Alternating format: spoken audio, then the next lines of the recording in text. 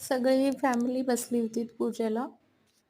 परिवार त्यांच्यात तिला 2 मुलं आहेत माझ्या ताईला, तिचं सासू, परत तिचा नवरा. आणि शेवटला दाजींचं थोडं कंबर दुखतात, कंबरेचा प्रॉब्लेम आहे म्हणून त्याने उठलीत. मग मी सूट करत होती. कारण मी माझ्या आईकडेच गेली होती. आम्हाला आवरून वगैरे त्यांच्या घरी पोहोचायला थोडा वेळ झाला. माझ्या आई आणि ताईचं तिकडंच आहेत. आणि सगळं व्यवस्थित पूजा मांडली होती, पण बऱ्यापैकी ठीक होतं. मला कसं थोडं सवय आहे. मग आमचं तिकडे दक्षिण भारत म्हणजे ते प्रॉपर साऊथ पूजा आवडतात. पण एवढं काही मला नाही आवडलं पूजा. ठीक आहे बाबा चला.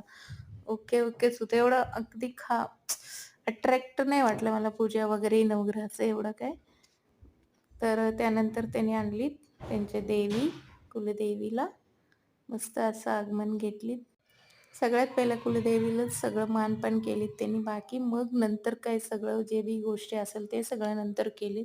पण छान केली सगळं भरपूर खर्च केल्यात पैसा घर बांधायला.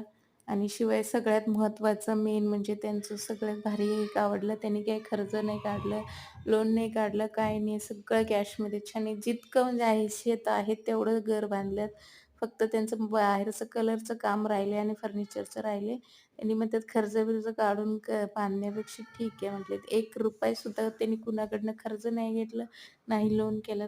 मस्त केलेत. म्हणजे पोरांना कशाला म्हटलं त्रास, आपण कर्ज काढून, लोन काढून घर बांधा, हे करा. मुलं-बाळांना प्रॉब्लेम होतात नंतर, नाही का. आजकालच्या मुलांना काय नोकऱ्या तरी एवढं चांगलं कुठं भेटतात, नाही का. त्यामुळे ते सगळं त्याच्या वडिलांनी म्हणजे चांगला विचार केलात.